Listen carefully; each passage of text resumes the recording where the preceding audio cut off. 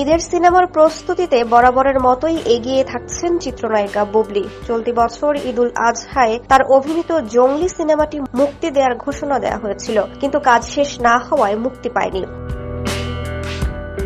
জানা গেছে, গত ঈদুল আজহায় মুক্তি না দিতে পারলেও আগামী ঈদুল ফিতরে মুক্তির জন্য অপেক্ষায় আছেন জঙ্গলি টিম। অপেক্ষা কেবল আনুষ্ঠানিক ঘোষণার। এম রাহিম পরিচালিত এই ছবিতে বুবলির নায়ক হিসেবে রয়েছেন সিয়াম আহমেদ। এরই মধ্যে জানা গেছে, বুবলি অভিনীত আরও একটি সিনেমা মুক্তি পাবে এই ঈদে।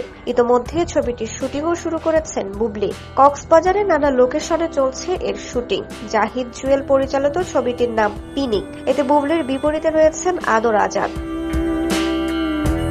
গেল বৃহস্পতিবার ছবিটির পোস্টার প্রকাশ করে আনুষ্ঠানিক ঘোষণা দেয় প্রযোজনা সংস্থা। সব ঠিক থাকলে আগামী ঈদেও বিগত বছরের মতো একাধিক ছবি নিয়ে হাজির হবেন এই নায়িকা। বুবলি বলেন, জঙ্গলি তো গত ঈদে মুক্তির কথা ছিল, কিন্তু নানা কারণে সেটি সম্ভব হয়নি।